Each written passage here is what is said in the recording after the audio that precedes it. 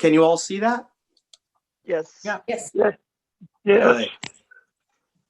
Well, today we will be going over Genesis chapter 28, especially the back half of that chapter. And I have entitled this class, Just a Stone. But before we get into the story that I'd like to consider today, we're actually going to start back a few verses and into chapter 27, the end of which really does belong with the first half of chapter 28. Sometimes the folks that divided the Bible into chapters and verses don't make, in my estimation and the estimation of biblical scholars, the most sensible decisions about this. And the end of chapter 27 goes with the conversation at the first half of chapter 28, which has everything to do with who the children will marry. Basically, it goes like this. Rebecca is tired of the Hittite women. You remember Esau took on 2 Hittite wives that we read about in last week's class that brought bitterness into the house of Isaac and Rebecca. And so she tells Isaac that she's had enough, and then Isaac implores Jacob to leave to his uncle Laban's to find a wife amongst his relatives and to not marry Hittite women like his brother Esau. This was a common practice in those days. Green writes in the Common English Bible Commentary, marrying within this group was important to maintain social position, legal status, ethnic identity, and family ownership of property. And we've seen this before, no surprises here. So Jacob is sent off with a reiteration of the Abrahamic blessing. And then in the next verses, Jacob obeys and leaves for Paddan Aram. Esau, apparently in an attempt to assuage his parents' displeasure at him for marrying Hittite women, takes a new wife, the daughter of his uncle Ishmael, his first cousin, and her name is Mahalath. Now, note that there is no reference to the story that has just preceded this passage. There is no reference to the kerfuffle, to put it mildly, between Esau and Jacob, or his hatred for Jacob. And notice that Jacob's reason for leaving is different. In this case, it's to go and procure a wife. Not saying these 2 different claims are mutually exclusive, that there can't be 2 reasons to leave to the land of Laban, but they are different reasons given. Also, the geographic location is named something different. In the text that I just overviewed briefly, the place that Jacob is told to go is Paddan Aram. And then in verse 10 of 28, he leaves for Haran. Now, it turns out Paddan Aram is in the geographic space called Haran, which is a wider geographic location, but 2 different names given. And we'll get into that here in a second, why this is the case. So next comes the story we'll be considering today, and the story of Jacob's dream at Bethel as told in Genesis 28, 11 through 22. And if these verses seem disjointed and discontinuous from what comes before and what follows, there is a reason for this. These verses being Genesis 27, 46 through 28, 9, just before the story that we're considering today. And the reason for this is that what we just overviewed comes from the priestly source, when what came before was from the Yahwist tradition. Quoting from Handel in the NRSV Harper Collins Bible commentary, the encounter at Bethel is mostly from the Elohist source, with some portions from a parallel story in the J source. Note that both versions are concerned with God's protection of Jacob during his journey, in J as part of God's promise, and in the E source as part of Jacob's vow. So this also accounts for the 2 different reasons given for him leaving. In the Yahwist source, he's fleeing his brother, make no mistake about it. In the priestly source, he's in pursuit of a fitting spouse at the request of his parents. And this fits what came before at the beginning of chapter 27, which comes from the priestly source, where it says that Isaac and Rebekah are upset at Esau for marrying Hittite women that bring bitterness into their house. Here, I have taken the 2 sources from today's story and put them side by side to show you how they might read independent of one another. And I'm going to read them briefly. I'm going to read them. I'm going to start with the Yahwist source. And taken by itself, the story goes. Jacob left Beersheba and went to Haran. And the Lord stood beside him and said, I am the Lord, the God of Abraham, your father, the God of Isaac. The land on which you lie, I will give to you and to your offspring. And your offspring shall be like the dust of the earth, and you shall spread abroad to the west, and to the east, and to the north, and to the south, and all the families of the earth shall be blessed in you and in your offspring. Know that I am with you and will keep you wherever you go, and will bring you back to this land. For I will not leave you until I have done what I have promised you. Then Jacob woke from his sleep and said, surely the Lord is in this place, and I did not know it. He called that place Bethel, but the name of the city was Luz at first. As I was saying, if you notice some parallels in the language, the wording, blessing you to be a blessing to all other peoples, spreading abroad, offspring, to be a blessing to the earth. That is because that is often the language the Yahweh source uses. Now, to take the Elohist source by itself, we read, he came to a certain place and stayed there for the night. Because the sun had set, taking one of the stones of the place, he put it under his head and lay down in that place. And he dreamed that there was a ladder set up on the earth, the top of it reaching to heaven, and the angels of God, notice the use of language for God, Elohim, no Yahweh here. The angels of God were ascending and descending on it. And he was afraid. And he said, how awesome is this place? This is none other than the house of God, and this is the gate of God. So Jacob rose early in the morning, and he took the stone that he had put under his head and set it up for a pillar and poured oil on the top of it. Then Jacob made a vow, saying, if God will be with me and will keep me in this way that I go, and will give me bread to eat and clothing to wear, so that I come again to my father's house in peace, then the Lord shall be my God, and this stone, which I have set up for a pillar, shall be God's house. And of all that you give me, I will surely give 1/10 to you. And so those are the two different accounts of what don't necessarily need to be the same event. What's common between the two is that Jacob is in transit from his homeland to his uncle's house, and along the way he has a divine encounter, one being this stairway, or later we will learn it better, perhaps a ramp would be a better description of what he is looking at. And there are angelic beings going up and down. He notes that it's the gate of heaven, and takes us as assurance that God will be with him. In the Yahweh source, Yahweh just appears and stands beside him, as often is the case. Think back in Genesis chapter 12, where Yahweh just appears to Abraham and begins making these promises, seemingly out of nowhere. This encounter just happens. And the Yahweh source, he names the place Bethel, house of God. In the Elohist source, he calls the place God's house, but doesn't use that language, doesn't use Beth El, house of Elohim, or house of God. He uses a different language that we will get to later. And I want you to note how well the persons called the redactors, those who put together the Torah in its finalized form as we received it, how well they wove these two stories together. Because as we take the narrative as it arrives to us, there really isn't a sense that it's disjointed or there are incongruities. You might note that Jacob wakes up twice if you take both sources. So in verse 16, it says, then Jacob woke up from his sleep. And then in verse 18, so Jacob rose early in the morning. He's waking up twice. But other than little details like that, they really does flow quite well, and they belong together quite well. And I like the final version of the story that we get. And that being said, to the story. And I've put in bold the Yahwist portions, and I put just in italics and not bold the Elohist portions. Jacob left Beersheba and went to Haran. Notice not Padam Haram, but Haran. He came to a certain place and stayed there for the night, because the sun had set. Taking one of the stones of the place, he put it under his head and laid down in that place. And he dreamed that there was a ladder set up on the earth, the top of it reaching to heaven, and the angels of God were ascending and descending on it. This is the first time Jacob appears by himself, hence it represents a new beginning for a larger story, writes Fratham.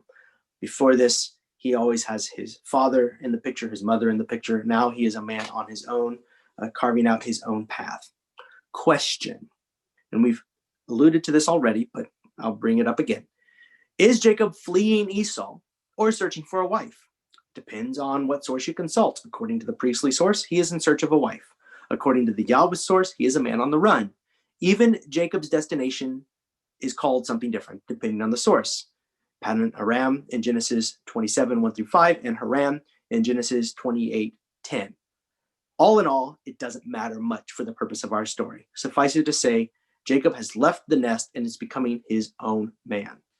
About the stone that he uses. Clark Williamson writes, while Christians often think that Jacob used the stone for a pillow, not very comfortable, more likely he placed it beside his head so as to provide protection in case a thief should try to whack Jacob's head with a stick in the night. And I write, this makes sense, for how could a stone fit for a pillow be set up as a pillar, a religious shrine to mark the site for future generations? Question, was the stone Jacob took for his quote-unquote pillow extraordinary? And I assert, no, it was a plain, ordinary stone. There was nothing noteworthy or special about it for now. Before we move on, a note about ladders. Handel writes, ladder or stairway, a cosmic passageway between heaven and earth whose earthly terminus is sacred space. A similar stairway to heaven that the gods traverse is known from Mesopotamian texts. Mesopotamian temple towers, ziggurats, are also described as linking heaven and earth, showing that earthly shrines could be conceived of as cosmic axis, like Bethel. Fritham writes, a remarkable dream fills Jacob's night. He dreams that a ladder, better a stairway or ramp, extends from earth to heaven. We may compare this stairway to those attached to temple towers, ziggurats, elsewhere in the ancient Near East. These were microcosms of the world, with the top of the tower representing heaven, the dwelling place of the gods. Such structures provide an avenue of approach from the human sphere to the divine realm. Priests or divine beings traversed up and down the stairway, providing communication between the two realms. This text polemicized such an understanding. And I add, this story fits the architecture of the region where tower structures were created to span the gap between the heavens and the earth. And I am reminded of the story of the Tower of Babel, a tower which was also inspired by those ziggurats that were set up all throughout the area. And if you think that what you're looking at to your right in this picture is a pretty puny stairway to heaven, keep in mind that when they looked up and saw the blue sky or the stars dotting the sky at night, they thought they were looking at a dome that was not nearly so high as we now conceptualize the skies, or rather now we conceptualize the skies as this limitless space. And so when we think up into the heavens, we think someplace out past the cosmos, almost if heaven is a spatial place removed from earth, as some conceive it. When it is conceived that way, it's seen as this place is just far out and above. And so you would need a gargantuan sized ladder to fit in that cosmology. In the time of Abraham, Isaac, Jacob, and in the time of the Babylonian exile, the Israelite exile, whether it's the Babylons or the Assyrians, doesn't matter. The cosmology was that there was a dome, and it was a place that could be reached, which was why the Tower of Babel was cast down, and why the language was confused, was because God was afraid that they might actually invade heaven, is one theory that's posited. And so, inspired by similar towers, similar ramps, similar stairways, Jacob's dream his imagination would have been fueled by these kinds of images. And so I provided a picture of one from the 21st century, BCE. So we're talking 4,000 years ago plus. This is a very old structure, and quite astonishing that it still stands. So back to the story. And here we're thoroughly in the Yahwist portion. And again, the language should be very familiar as we've read other passages where promises are made to Abraham for future generations and for land. And notice the shift to the word Lord, capital L, which is in the Hebrew Yahweh. And Yahweh stood beside him and said, I am the Lord, the God of Abraham, your father, and the God of Isaac. The land on which you lie, I will give to you and your offspring. And your offspring shall be like the dust of the earth, and you shall spread abroad to the west and to the east and to the north and to the south. And all the families of earth shall be blessed in you and in your offspring. Know that I am with you and will keep you wherever you go, and will bring you back to this land, for I will not leave you until I have done what I have promised you." Then Jacob woke from his sleep and said, "Surely the Lord is in this place, and I did not know it." When considered by itself, the Yahweh source has Yahweh showing up seemingly out of nowhere. When held alongside the Elohist source, the reader may well imagine Yahweh descending the stairway from heaven to visit Jacob in this surprising, unexpected way, which is how it's often rendered in artwork. And so that is the way the story basically is read and understood today. Fritham writes, God is identified in terms of Jacob's family, referring to Abraham as the father rather than Isaac. Jacob thus has the same relationship to Abraham and Abraham's God as his father Isaac, and has the same relationship to Abraham's God as his father Isaac has had. In other words, the same promises made to Abraham and his children are now extended to Jacob. Perhaps the greatest surprise for Jacob is summarized in verse 15. "Know that I am with you and will keep you wherever you go." To this revelation, Jacob responds upon awakening, "Surely the Lord is in this place, and I did not know it." Verse 17, back to the Elohist source. "And he was afraid, and he said, 'How awesome is this place? This is none other than the house of God, and this is the gate of heaven.' So Jacob rose early in the morning, and he took the stone that he had put under his head and set it up for a pillar and poured oil on the top of it. He called the place Bethel, but the name of the city was Luz at the first." And Bethel later will be referenced again and again as a place of worship, or just as a small village or a small city, or even sometimes you get the idea that it's something like a fortress. And sometimes, depending on the source, it's also referred to as Luz going forward. The name doesn't stick. And also, this name predates this text. We get the impression that Jacob is naming the place in this moment, and that's my take on the story, but it's also referred to as Bethel back in the time of Abraham. In fact, in chapter 12, I do believe, I hope I'm not speaking incorrectly, but I think in chapter 12 that Bethel may well be the place that, not so.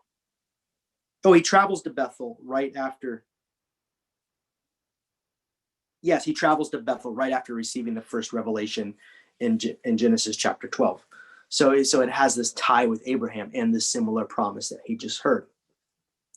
So Jacob becomes aware now of how an ordinary geographic location has been transformed. The place he chose to spend the night has been discovered to be a portal to the heavens. This revelation that the heavens have broken through into the seeming mundane changes Jacob's perspective. The plain, ordinary stone now becomes a sacred pillar. In the Yahweh's text, Jacob proclaims this place to be Bethel, which means house of God. Beth, house, El, God. Bethel would continue to serve as an important religious center and is alluded in this context as a religious center in many other Hebrew Bible passages. And I've cited a few here in the book of Kings, 2 Kings, and in the book of Amos. But it's mentioned many other times besides. Handel writes, Jacob ritually marks the sacred place by setting up and anointing a sacred pillar. Such pillars are symbols at many Israelite shrines, such as Shechem, Gilgal, and Sinai. Vows are typically made at shrines. Hannah, as she vows to promise her son Samuel to the priest Eli back in 1 Samuel chapter 1. And then Jacob makes a vow to God here, promising worship, establishment of a shrine at Bethel, and tithing if God will be with him and keep him, writes Handel. Fritham writes, the anointing with oil consecrates or sets the stone apart from others. The oil also stains the stone so that it can be properly identified by those who follow. Although not a sanctuary, the stone can become an integral part of a worship center. Verse 20, and here's the conclusion of the story. Then Jacob made a vow, saying, God will be with me and will keep me in this way that I go, and will give me bread to eat and clothing to wear, so that I come again to my father's house in peace. Then the Lord shall be my God, and this stone, which I have set up for a pillar, shall be God's house. And here, instead of Bethel, it reads Elohim Bayeth. So different words to describe same concept, different Hebrew words. The longhand version of Elohim, and then a different word for house. And of all that you give me, I will surely give 1/10 to you. The beginnings of this idea of a tithe. These verses can easily be interpreted as a bargain passage, a passage that implies a bargain with God. Keep in mind the context here. The context is that of a vow. Vows are different than bargains. Vows made were not bargains so much as promises of fidelity. Fritham writes, by repeating God's promise and the vow, Jacob claims them as his own. Hence, to see this as bargain language does not do justice to the vow. Rather, Jacob wants to hold God to his promises. In essence, if God acts faithfully, Jacob will be faithful. Think, and this is me writing here, think in terms of wedding vows. We do not remain faithful to our spouse if and only if they remain faithful to us. Rather, we remain faithful because we fully expect and assume their fidelity and integrity towards us. It's not, if you are faithful to me, then I guess I'll be. Rather, it's, I know that you are integrous and faithful to the core, or at least I will assume that going forward. And so will I be, and I will exhibit this by my actions. So again, I think thinking of it in concepts of wedding vows is very helpful here for our modern readers. When you are making wedding vows or making a deep promise in a similar setting, you are not striking a bargain, right? It's not a tit for tat. It's not a contractual agreement in that way. It's a deep promise that assumes the fidelity of the other and gives an overture of fidelity on one's own half. So that's the story. And here are the takeaways that I think are most poignant for today. Where is God? Where can we find God?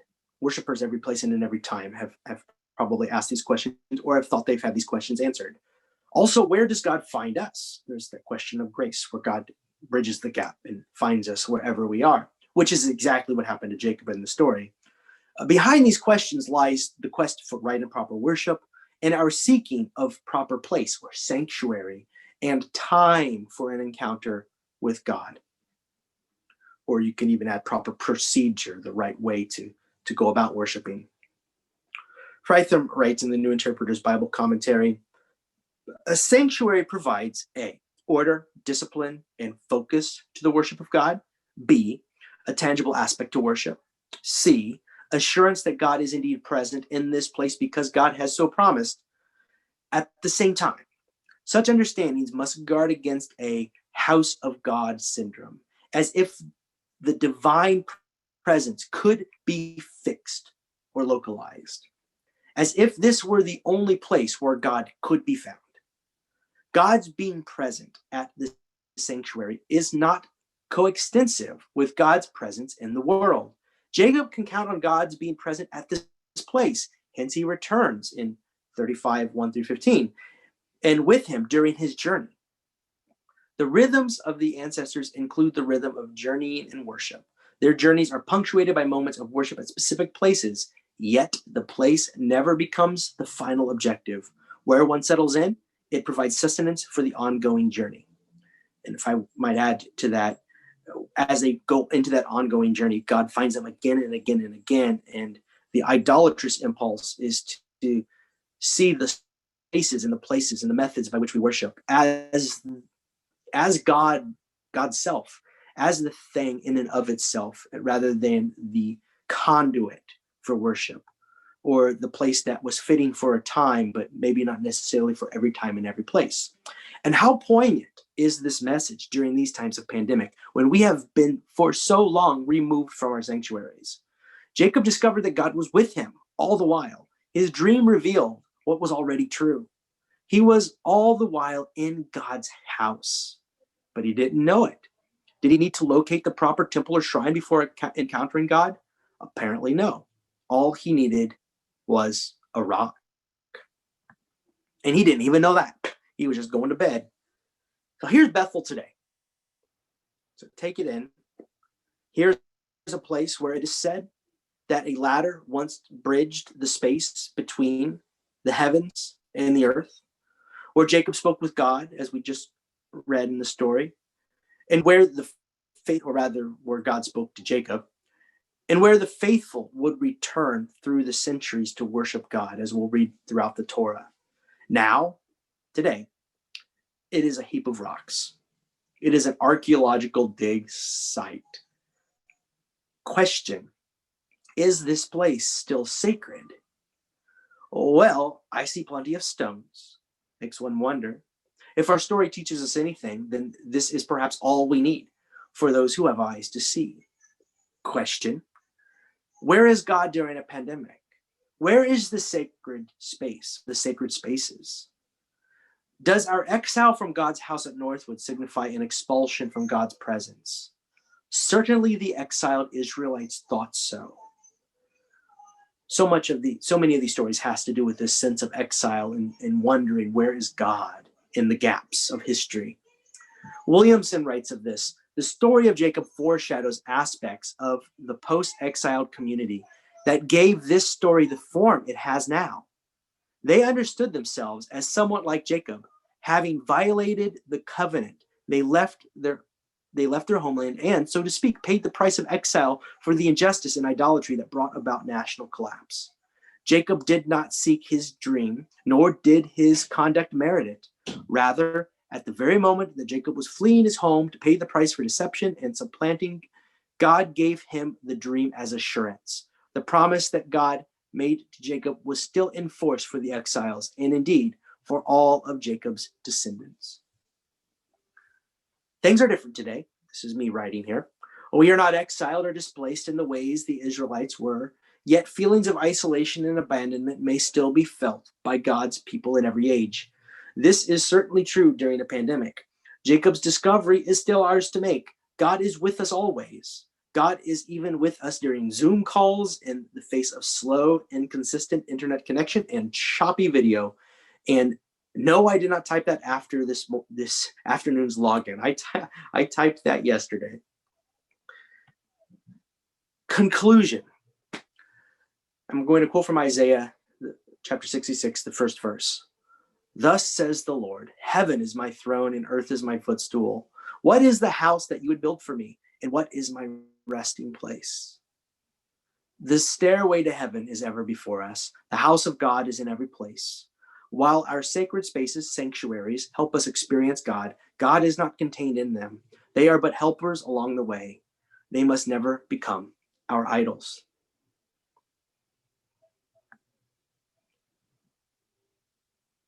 These are my sources for today's lesson.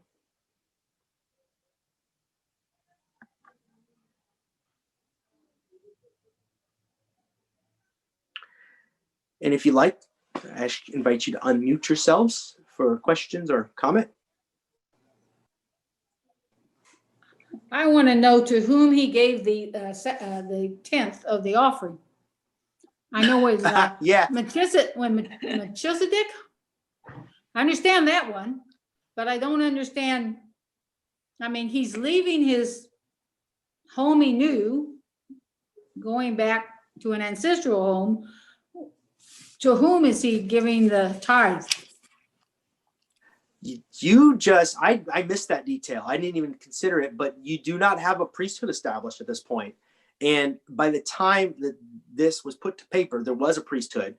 And so this serves as a justification for the tithe, but actually pick at it a little bit. Historically, it was supposed to have happened before there was a priesthood even established, or even the tithe established in written code. So the lesson is those as a sign of our fidelity to God, we give a portion back of what we have. But wow, that's a keen eye. I missed that. I have no idea. I've always wondered when they talked about doing tithing in the Old Testament before the Levites are put in place, who they're giving it to. Melchizedek, I understand, because we have the Christ-like figure there, and that I get. But then he goes away. Now we have nobody again. So. Yeah, good catch. I had another thought. This is coming from a parent point of view. and not wanting to, not wanting to be maybe embarrassed is the word I want. I don't know. But when he leaves, because of the situation, because Esau wants to kill him, or that's what Rebecca says at least, so you need to get out of here. So instead of saying, when somebody says, well, what happened to Jacob? Oh, his brother wants to kill him, so he went away. But you say, oh no, well, he's gone to my homeland to find a wife. And it just sounds better. Well, the two reasons given aren't mutually exclusive. They could both theoretically be true. They do come from different literary sources. But you know, as we've received the text, if you were going to make a movie of it, that would be a great line to take. Because you're taking the narrative as we've received it, and as the story is told. And it just blends the two stories together. It makes sense to me. Did you have more to say about Haran versus, now I'm going to say it, Padanaram, and I'll tell you why in a minute. When I lived in Bloomington, there was a communal living community south of Bloomington, close to Mitchell, I think. And they called themselves Padanaram, and it's spelled the same way. Yeah, I don't know if they're still there or not, but they were very insular. And every once in a while, you'd meet somebody. They're very nice. But anyway, you had more to say maybe about why, in one case, they were saying Haran, and did you have more to say about that, or just the fact that one was contained in the other? Yeah. So in the priestly narrative, if you just take the priestly material, you've got a fairly succinct story itself as a self-contained you're and then if you just leap over the Yahweh's material, which is the bulk of chapter. Oh, I'm frozen. I can still hear you. You were choppy. You're going in and out. You're freezing in and out. Can you hear me? Yeah, we can hear you. Your video is frozen. But Still frozen. We can hear I'm you. judging by the looks on your faces that I'm still frozen. On and off. Well, let me switch over to my other. I have two internet connections that I can. Now he's really frozen. The other one may be a little bit having this problem. 24. So, although the other one's not even showing up now. But we can hear you. Yeah, we can hear you. Okay, well, we'll go with that. You may come up. There you are. Well, if you can continue to. All right, well, so if you just take, I'll get my Bible out here. The beginning of chapter 27, which is just a few verses.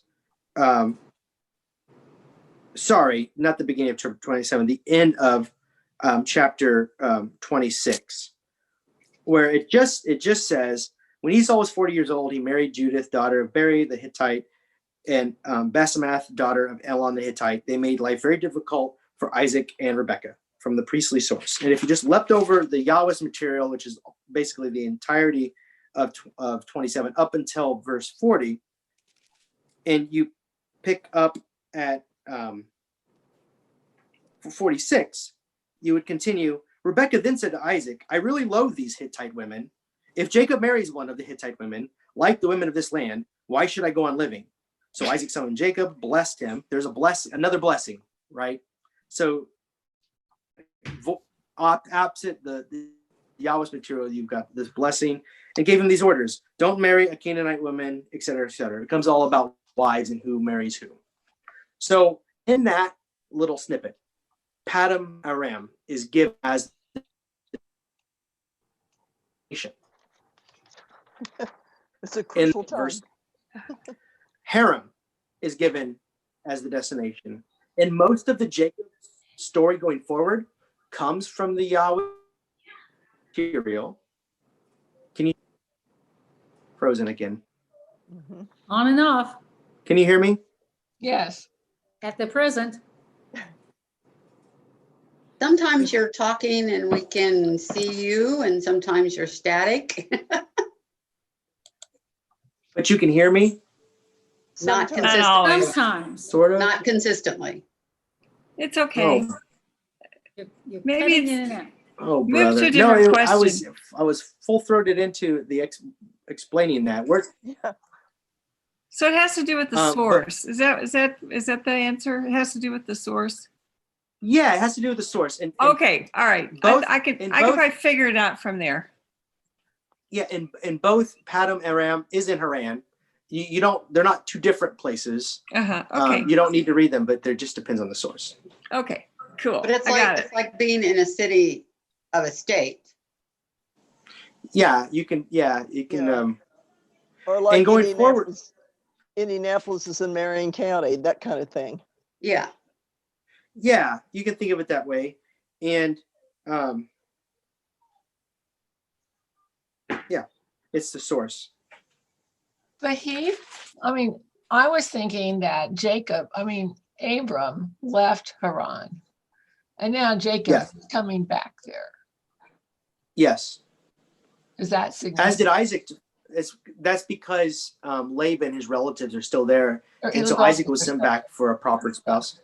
Yeah, and now Jacob's going back, and we're going to be pretty firmly within Yahweh's material for the bulk of Jacob's story, and so the motive for him staying away is going to be Esau's anger, and we're going to get a reconciliation in chapters later.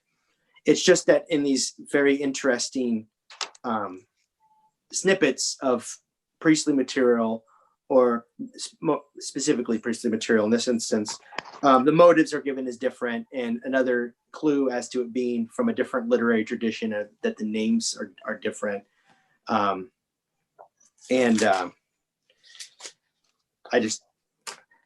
find I'm very impressed at the persons who compiled the Torah in the final form, because what they have really done is created a nice narrative where they're not wanting to really parse out the different sources. They're wanting to synthesize them.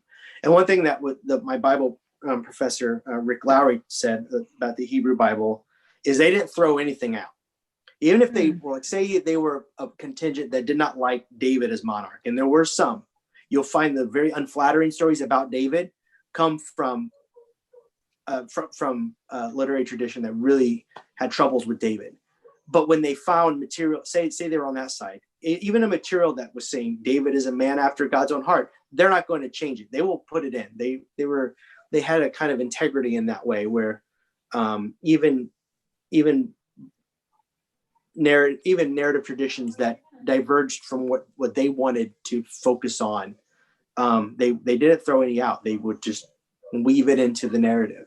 I think probably it's because each side has value, Mm-hmm. and we can learn from each side. So keep it together, even though it may not exactly say the same thing. Well, it's more real history too, because very seldom is there just one side in history. Yeah, we could just go through this year, can't we? The clearest example that I give people who are new to this concept of different source materials are the books of 1st and 2nd Samuel and 1st and 2nd Kings, and then the books of 1st and 2nd Chronicles. 1st and 2nd Chronicles and 1st and 2nd Kings tells the same story. Sometimes you're in the middle of Chronicles and you're like, didn't I just read this in 1st Kings? But they come at it from different traditions. One from a scribal tradition that is wanting to shore up the legitimacy and the authority of the priesthood. This is the kingmaker contingency. And so the reason why 1st and 2nd Samuel said the prophet has a book named after him is the prophet is the kingmaker. The authority comes from the prophet, and the prophet can, like the prophet Nathan, shame the king when he's caught in adultery and do other things like that. And then other the ones that are pro-monarchy in their bent, are really wanting to bolster David's legitimacy, and conversely Solomon's. And so you've got these different literary traditions. And in First and Second Kings and First and Second Chronicles, literally you have the same events. You have in two different books, two tellings of the same events in many instances. And that's as well, that's a very helpful place to point people to see it. They're also sometimes the most laborious reads too. So I just have, since you're showing pictures and you're planting images in my mind, when we're talking about the ladder, did they have cities or structures that looked like the ziggurat anywhere around in this part of the desert, or did they have elaborate constructions that would look like that? All through Mesopotamia. So Israel only had a hot second where they were a monarchy with any kind of firm political sway. It ascended with David. It rose still further through Solomon. And then it stayed for some centuries with a series of kings that basically lived in the twilight of the glory years on its way out to exile.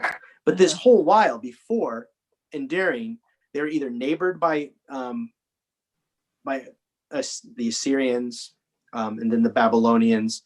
Both cultures built these ziggurats. And so they would have been, yes, the answer is yes, they would have been in the area. And it's I think a consensus among scholars that's what we should have in mind when we read, say, the story of the Tower of Babel. Even the linguistic name is a clue into Babylon, right? Building these ziggurats, these centers of worship into the heavens. The idea being the priest, who is the conduit with the divine, the king being the emperor of Babylon, being the topmost divine figure, part God, part human, finding access to the heavens. And the story of Babylon is the Tower of Babel is meant to show the hubris. And in this story, it's thought that we should have a similar image in mind, except for here in this case, it's the real deal. And there really are God's angels ascending and descending, and the space between are closed, not because some king said so, but because God sought Jacob whilst he's in the desert. And for nothing that Jacob's done, no reason that Jacob's really done nothing except for inherited the promise made to Abram, which was also given to him for no real good reason other than God chosen did it. So Yeah. So they weren't so isolated out in the kind of wilds that they would not have traveled to these bigger cities or these more structured civilizations. They would have seen these things. They weren't, kind of out in the wilderness. I kind of have this picture of them being in kind of the wilds or having I don't know, more primitive kind of culture. Well, maybe this will help. I don't know that we are meant to think that Abraham and Isaac and Jacob were making road trips to, the capital of Babylon, or any other city that would have a ziggurat.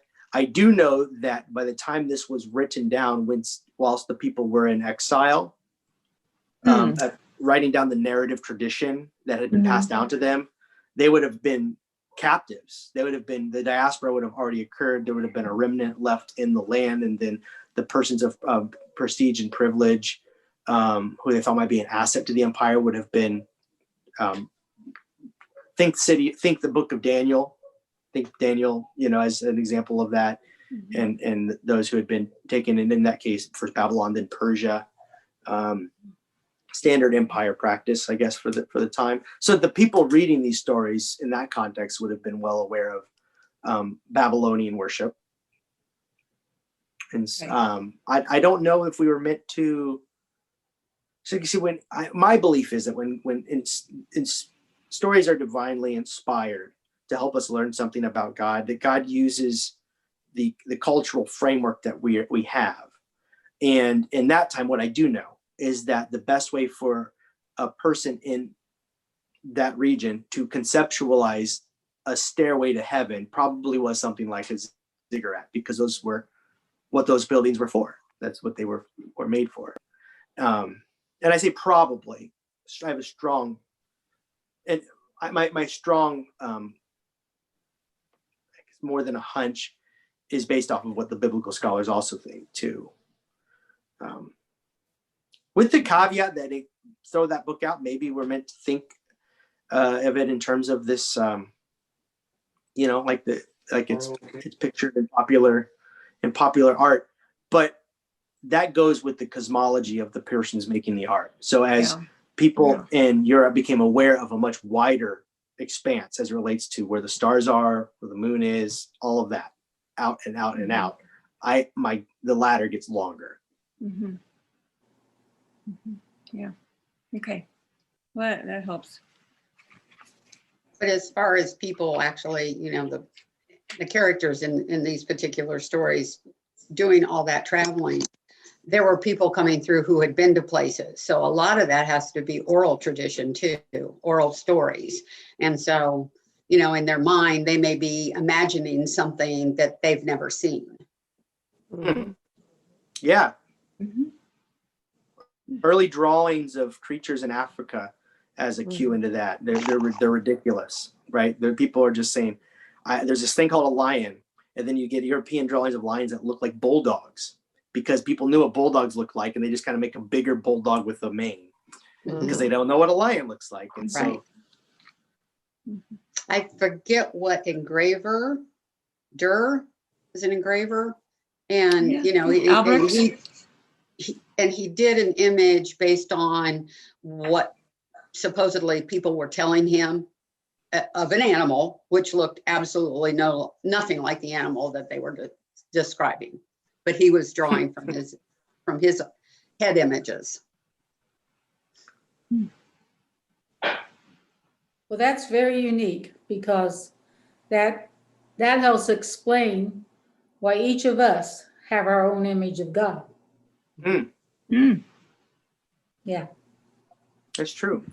Yeah. Well, that's a good note to end on. Okay. What are we doing next week? 28 next week? Yeah, we're getting into the Laban. That's a lot of fun too, isn't it? Well, not 28, 29. 29. Did you say 29? Yeah, 29. We just did 28, and then we're Okay. going to do 29. So read Okay. 29. And until next week, thank you. Okay. I'll see Thank you. John tomorrow, and I'll see you tomorrow too, Connie. Take care. Thank you. Okay. Bye-bye. Bye. Thanks. Bye. And Judy, I was Albrecht Durr. Albrecht Durr. Yeah. Okay.